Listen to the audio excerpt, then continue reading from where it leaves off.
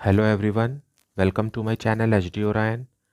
हम पढ़ रहे हैं accountancy for class 12th, accounting for partnership firms fundamental revision from D K Goyal text book.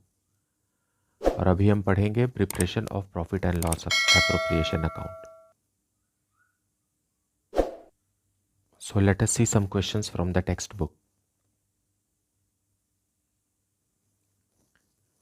Question में जाने से पहले हमें पार्टनरशिप के कुछ बेसिक फंडामेंटल इंफॉर्मेशन को शेयर कर लेना चाहिए।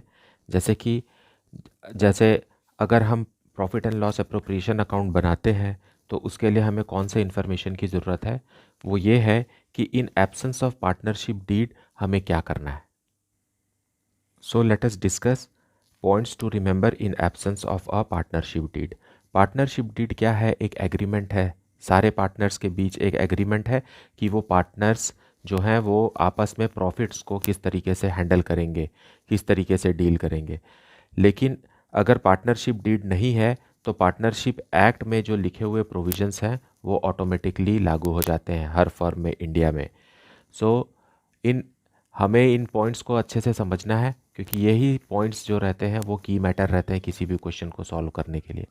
सो points to remember in absence of a partnership deed में फर्स्ट पॉइंट है इक्वल प्रॉफिट शेयरिंग रेशियो।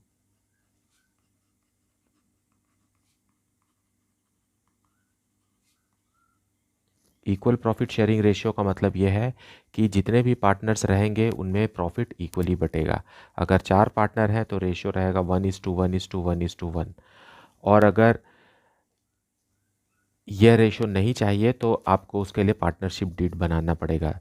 मान लो चारों पार्टनर का रेशियो हम रखना चाहते हैं 3:5:7:9, तो आपको ये पार्टनरशिप डीड में लिखना पड़ेगा।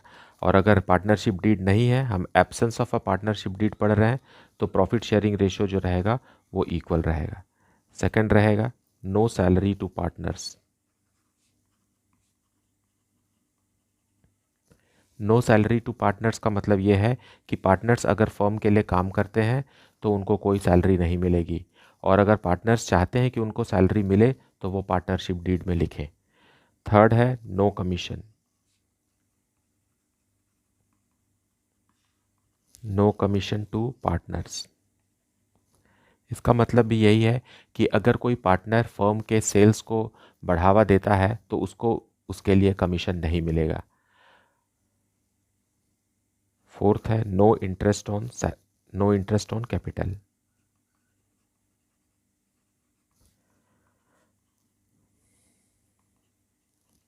पार्टनर को अपने इन्वेस्टेड कैपिटल पर इंटरेस्ट भी नहीं मिलेगा। ऐसा हो सकता है कि पार्टनर कहे कि हमें इंटरेस्ट ऑन कैपिटल चाहिए, तो उसके लिए उसे पार्टनरशिप डीड को में अपडेट करना चाहिए। और अगर पार्टनरशिप डीड नहीं है तो उसे इंटरेस्ट ऑन कैपिटल नहीं मिलेगा और इंटरेस्ट ऑन ड्रॉइंग्स भी नहीं मिलेगा। Interest on drawings. अब सिक्स्थ पॉइंट है, कई बार ऐसा होता है कि कोई भी पार्टनर फर्म को लोन दे देता है, तो फर्म अगर लोन रिसीव करता है पार्टनर से तो उसको 6% पर एनम इंटरेस्ट मिलेगा। 6% per annum interest on loan provided by partner to the firm. और भी एक पॉइंट यहाँ डिस्कस कर लेना चाहिए कि जैसे कि हमने कहा है अभी कि नो इंटरेस्ट ऑन कैपिटल। अगर पार्टनरशिप डीड में लिखा है कि इंटरेस्ट ऑन कैपिटल देना है तो वो interest on capital net profit से ज़्यादा का नहीं हो सकता। और अगर यह माना जा रहा है पार्टनर्स के बीच में कि प्रॉफिट हो चाहे लॉस हो लेकिन इंटरेस्ट ऑन कैपिटल देना ही होगा, तो उसके लिए हमें एक क्लॉज पार्टनरशिप डीड में लिखना पड़ेगा। So interest on capital not to be paid beyond profit. मतलब यह है कि जितना प्रॉफिट रहेगा उतने तक ही इंटरेस्ट ऑन कैपिटल रिस्ट्रिक्ट हो जाएगा। और अगर हमें पूरा का पूरा इंटरेस्ट ऑन कैपिटल चाहिए तो उसके लिए हमें पार्टनरशिप डीड तैयार करना होगा। तो ये 7 पॉइंट्स को अगर हम अच्छे से समझ लेते हैं और उसे दिमाग में रखते हैं तो पार्टनरशिप फर्म का फंडामेंटल्स से रिलेटेड सारे क्वेश्चंस हम अच्छे से सॉल्व कर सकते हैं. सो let us see some questions जिसमें ये सारे पॉइंट्स अप्लाई हो सकते हैं. Late us see the question. तो अभी हम देखेंगे क्वेश्चन नंबर 12. मैं भी आपको क्वेश्चन पढ़ करके उसे अच्छे से समझाता हूँ. आप वीडियो को पूरा देखिए और बिल्कुल भी कोई भी पार्ट स्किप नहीं करेंगे, क्योंकि ये रिवीजन है और उसमें बहुत सारे डिटेल्स और जो इन्फॉर्मेशन है उसके लिए अलग अलग वीडियो ना बना करके क्वेश्चन के बीच में ही उसे ठीक तरीके से एक्सप्लेन कर दूंगा. सो आप बहुत ध्यान से सुनिए कि ये क्या है. Now question number 12. A, B and C were partners in a firm having capitals of rupees 2 lakh, rupees 2 lakh and rupees 80,000 respectively on 1st April 2015. Their current account balances were A rupees 20,000, B rupees 10,000 and C debit balance rupees 5,000. यहाँ पर देखिए capital balance अलग दिया हुआ है और current account का balance भी अलग दिया हुआ है. इसका मतलब यह है कि कैपिटल अकाउंट फिक्स्ड है, फ्लक्चुएटिंग नहीं है. जहाँ भी करंट अकाउंट अपीयर होता है इसका मतलब है कि पार्टनर्स का कैपिटल अकाउंट फिक्स्ड है और जितने भी अप्रोप्रिएशन ऑफ प्रॉफिट्स होंगे वो करंट अकाउंट में होंगे, ना कि कैपिटल अकाउंट में होंगे. Now according to the partnership deed the partners were entitled to interest on capital at the rate of 10% per annum. अब पार्टनरशिप डीड के हिसाब से interest on capital 10% per annum है, तो हमें इंटरेस्ट ऑन कैपिटल इनके फिक्स्ड कैपिटल पर देना है. ये 2 लाख, 2 लाख और 80,000 है, इसी का 10% हमें इंटरेस्ट ऑन कैपिटल देना है. B being the working partner was also entitled to a salary of rupees 6,000 per quarter. अब बी जो पार्टनर है उसे सैलरी देना है 6,000 रुपीज़ पर क्वार्टर. सो एक साल में कितने क्वार्टर होते हैं? 4 क्वार्टर्स होते हैं. सो ईयरली होगा 24,000 rupees. The profits were to be divided as follows. और इसके बाद मतलब इंटरेस्ट ऑन कैपिटल और सैलरी देने के बाद जो बचा हुआ प्रॉफिट है उसको बांटने का भी इशारा लिखा हुआ है क्वेश्चन में. वो है A the first 60,000 in proportion to their capitals. Profit जो बचा हुआ उसका फर्स्ट 60,000 उनके कैपिटल रेशियो में डिस्ट्रीब्यूट करना है. B next 1 lakh in the ratio of 4:3:1. उसके बाद नेक्स्ट 1 लाख जो है वो 4:3:1 में रहेगा और रिमेनिंग इन दोनों को देने के बाद जो बचा कुचा प्रॉफिट है वो इक्वली शेयर होगा.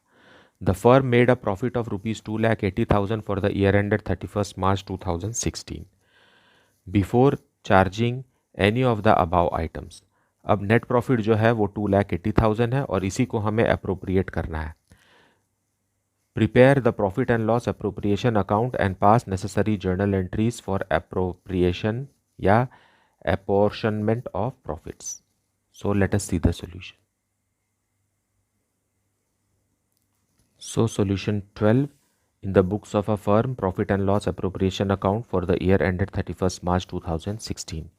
Now profit and loss appropriation account एक नॉमिनल अकाउंट है, इसलिए डेबिट में सारे एक्सपेंसेस को लिखना है और क्रेडिट में सारे इनकम्स या गेन को लिखना है. अब क्वेश्चन में नेट प्रॉफिट दिया हुआ है. देखिए नेट प्रॉफिट जो रहता है वो प्रॉफिट एंड लॉस अकाउंट से अपीयर होता है. नेट प्रॉफिट या नेट लॉस, उसका अप्रोप्रिएशन मतलब उसका डिस्ट्रीब्यूशन, पार्टनर्स को डिस्ट्रीब्यूशन हम प्रॉफिट एंड लॉस अकाउंट में नहीं कर सकते. उसको डिस्ट्रीब्यूट करने के लिए हमें profit and loss appropriation account बनाना पड़ता है, जो कि प्रॉफिट एंड लॉस अकाउंट बनने के बाद बनता है. जब नेट प्रॉफिट पता हो तभी हम profit and loss appropriation account बना सकते हैं. अब क्वेश्चन में हमको नेट प्रॉफिट दिया हुआ है. सो ये हमारा नेट प्रॉफिट है रुपीज़ 2,80,000. इसी को हमें अप्रोप्रिएट करना है, इसी को हमें डिस्ट्रीब्यूट करना है पार्टनर्स को. सो अपॉर्शनमेंट ऑफ प्रॉफिट हमको profit and loss appropriation account से करना है. सबसे पहले क्वेश्चन में दिया हुआ है इंटरेस्ट ऑन कैपिटल. सो इसी का एक हिस्सा इंटरेस्ट ऑन कैपिटल बन रहा है. So to interest on capital. Interest on capital partners कौन कौन है? ए, बी और सी है. अब interest on capital 10% per annum partnership deed में ही लिखा है. अगर पार्टनरशिप डीड में ये बात नहीं लिखी होती तो इंटरेस्ट ऑन कैपिटल देने का सवाल ही नहीं उठता. ए के पास 2 लाख रुपीज़ का कैपिटल है, फिक्स्ड कैपिटल है और उस पर हमें 10% देना है, मतलब 20,000 rupees interest on capital A का हुआ. उसी तरीके से बी के पास भी कैपिटल है 2 लाख रुपीज़ का और उसका 10% हम देंगे सो 20,000 रुपीज़ बी को भी, और सी का कैपिटल है रुपीज़ 80,000। 80,000 का 10% देंगे तो ये हो जाएगा रुपीज़ 8,000। सो 2,80,000 में से इनका ग्रैंड टोटल 48,000 रुपीज़ तो इंटरेस्ट ऑन कैपिटल के रूप में अपोर्शन हो गया। अब दूसरी बात है कि बी को हमको सैलरी देना है, सो 2 बीस सैलरी यहाँ दे देते हैं। 2 बीस सैलरी ये भी खर्चा है, कितना है 6,000 रुपीज़ पर क्वार्टर। सो 6,000 मल्टीप्लाइड बाई 4, एक साल में कितने क्वार्टर, क्वार्टर मतलब 1/4, सो 24,000 रुपीज़ बी को सैलरी हो गया। अब जो बचा हुआ प्रॉफिट है उसे हमें 3 अलग अलग तरीके से बांटना है। सो अब हम लिखेंगे टू प्रॉफिट। अब ये पार्टनर्स के कैपिटल अकाउंट, ये सारी चीज़ें जो है ये पार्टनर के कैपिटल अकाउंट में ही ट्रांसफ़र हो रही हैं। तो रिमेनिंग प्रॉफिट है कितना, वो है रुपीज़ 2,80,000 माइनस 72,000 करेंगे तो रिमेनिंग प्रॉफिट बच जाएगा रुपीज़ 2,08,000। इस 2,08,000 को हमें डिस्ट्रीब्यूट करना है पार्टनर्स किस पे, ए, बी और सी को। कितना कितना मिलेगा ये हमें पता लगाना है। सो इसे हम वर्किंग नोट में पता लगाते हैं। So final divisible profit, divisible profit जो बचा है वो 2,08,000 का है। अब इसे फर्स्ट कंडीशन में फर्स्ट जो है, first 60,000 in capital ratio, capital ratio to A, B and C. So capital ratio क्या है, 2 lakh is to 2 lakh is to 80,000, ये है कैपिटल रेशियो, ये उनका फिक्स्ड कैपिटल है और इसी रेशियो में हमें बांटना है। अगर हम इसे मिनिमाइज करेंगे तो ये आ जाएगा 5:5:2, मतलब 60,000 को हमें 5:5:2 में ब्रेक करना है। सो ये ब्रेक होगा 60,000 डिवाइडेड बाय, यहाँ डिवाइड करें, ये इनको ऐड करेंगे तो कितना आएगा 12। अब ए का कैसे निकलेगा, 60,000 डिवाइडेड बाय 12 इंटू 5, ये हो गया 25,000।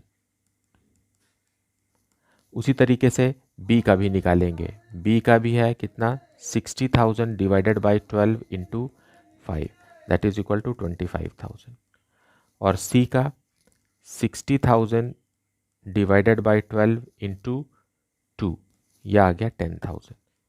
सो फर्स्ट 60,000 जो है वो 25,000 ए को, देन 25,000 बी को और 10,000 सी को, ऐसा बढ़ गया। अब सेकंड जो केस है उसमें लिख रहा है 1 लाख रुपीज़, 1 लाख इन 4:3:1। हमें इस रेशियो में 1 लाख, नेक्स्ट 1 लाख को डिस्ट्रीब्यूट करना है। सो नेक्स्ट 1 लाख जब डिस्ट्रीब्यूट करेंगे तो कितना आएगा, ए का 1 lakh multiplied by 4 divided by 4 + 3 + 1 8 that is equal to, then again B का निकालेंगे, वो भी 1 लाख मल्टीप्लाइड बाय 3 करेंगे डिवाइडेड बाय 8, और सी का फिर 1 lakh multiplied bye 1 divided by 8। सो यहाँ पर हमें जो अमाउंट मिल रहा है वो है ए का 50,000, यहाँ कैलकुलेट करेंगे तो 50,000 आएगा, और बी का आएगा 37,500, तो यहाँ दे दीजिए 37,500, और सी का आएगा 12,500, तो ये हो गया 12,500। अब थर्ड पॉइंट भी है, प्रॉफिट डिस्ट्रीब्यूशन के थर्ड पॉइंट में क्या लिखा हुआ है कि रिमेनिंग जो है वो इक्वली बटेगा। देखिए हमारे पास प्रॉफिट कितना था, प्रॉफिट था ₹2,80,000, उसमें से हमने 60,000 को डिस्ट्रीब्यूट कर दिया, उसके बाद 1 लाख को भी डिस्ट्रीब्यूट कर दिया, मतलब टोटल कितना डिस्ट्रीब्यूट हो गया, इसमें से 1,60,000 लेस कर देते तो रिमेनिंग प्रॉफिट जो बच गया वो बचा 48,000। अब इसी 48,000 को हम डिवाइड करेंगे इक्वली, मतलब 3 पार्टनर हैं तो 1:1:1 में इसे डिस्ट्रीब्यूट करेंगे। 1:1:1 में डिस्ट्रीब्यूट करेंगे तो ये आ जाएगा 16,000, 16,000, 16,000, 16,000, मतलब 48,000 डिवाइडेड बाई 3 करेंगे तो आएगा 16,000 और तीनों को 16,000 मिलेगा। अब हम इनका ग्रैंड टोटल करेंगे और यही ए, बी और सी का अपॉर्शनमेंट ऑफ प्रॉफिट है और ये अमाउंट है ₹91,000 ए का, 78,500 बी का और 38,500 सी का। इसे ही हमें profit and loss appropriation account में लिखना है। सो यहाँ लिख देंगे ए का 91,000, बी का 78,500 और सी का 38,500। इनका ग्रैंड टोटल जो है वो 2,08,000 ही आएगा और इसका ग्रेट ग्रैंड टोटल लिखेंगे 2,80,000। सो इस तरीके से हमारा profit and loss appropriation account ready हो गया। अब हमें इसी का मतलब क्वेश्चन नंबर 12 का जर्नल एंट्रीज करना है। सो सबसे पहले आप डेट समझिए। डेट जो है वो वही लिखेंगे, 31 मार्च का ही डेट रहेगा। मतलब 2016 में है हम और मार्च 31 को, क्योंकि नेट प्रॉफिट तो निकल गया है, मतलब लास्ट डेट है फाइनेंशियल ईयर का, इसलिए 31 मार्च ही रहेगा। सारे एंट्रीज में हमें 31 मार्च 2016 ही लिखना है। सो सबसे पहले हम प्रॉफिट एंड लॉस अकाउंट से प्रॉफिट ट्रांसफ़र करेंगे। So profit and loss account debited to profit and loss appropriation account.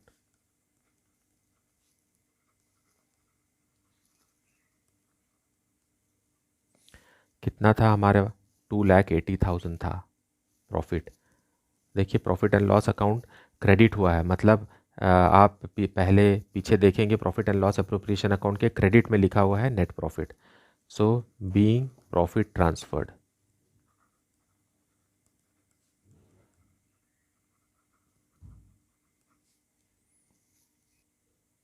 फिर इस प्रॉफिट में से हमने सबसे पहले क्या दिया? इंटरेस्ट ऑन कैपिटल दिया। सो हम interest on capital account debited to A's current account to B's current account. क्योंकि कैपिटल अकाउंट फिक्स्ड है इसलिए प्रॉफिट का जो अपॉर्शनमेंट है वो इनके करंट अकाउंट में ही होगा। ये जो था ये अमाउंट है 48,000 और ए को मिला था 20,000, बी को भी 20,000 और सी को 8,000, being interest on capital to partners at the rate of 10% per annum. यहाँ आप समझिए कि अगर आपने यहाँ कैपिटल अकाउंट लिख दिया तो ये एंट्री जो है वो गलत हो जाएगी, क्योंकि आपने क्वेश्चन को देख करके पहले ही समझ लिया है कि कैपिटल अकाउंट जो है वो फिक्स्ड है, इसलिए अपॉर्शनमेंट ऑफ जो प्रॉफिट होगा वो पूरा करंट अकाउंट में ही होगा। अब हमें इंटरेस्ट ऑन कैपिटल को profit and loss appropriation account में ट्रांसफ़र करना। सो ये भी कब होगा? मार्च 31 को ही होगा। So profit and loss appropriation account debited to interest on capital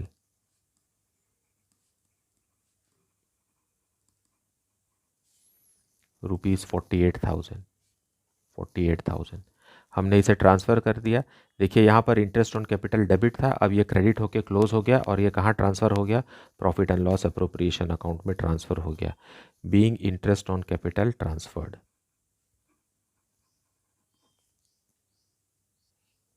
अब हम बी को सैलरी देंगे।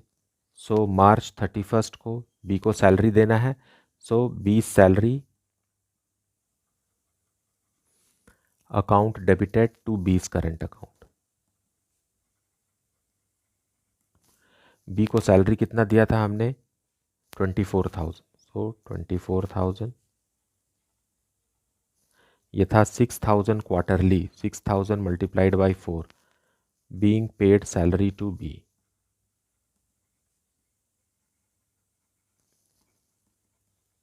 अब यहाँ देखिए पेमेंट हो रहा है सैलरी का, तो आप कैश पेमेंट नहीं कर रहे हैं, आप पार्टनर हैं बी कौन है? बी पार्टनर है, तो बी को जो कुछ भी पेमेंट फर्म करेगी वो उसके करंट अकाउंट या कैपिटल अकाउंट में ट्रांसफ़र होके ही उसको पेमेंट होगा।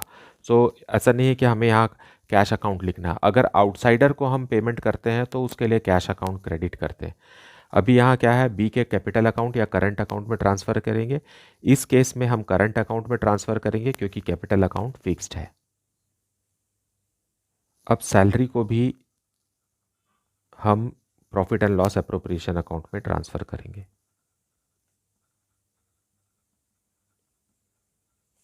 Profit and loss appropriation account debited to B's salary 24,000 being salary transferred।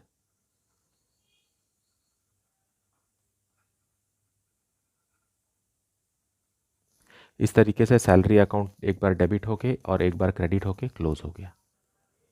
अब लास्ट एंट्री करेंगे, final distribution of divisible profit. उसके लिए profit and loss appropriation account debited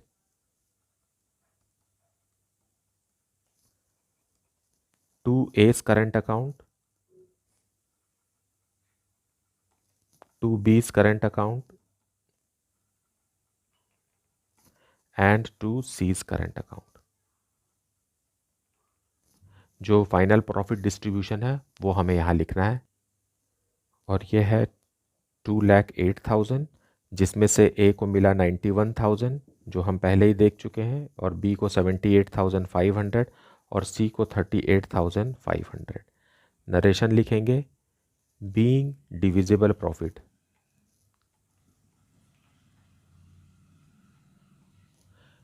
credited to partners।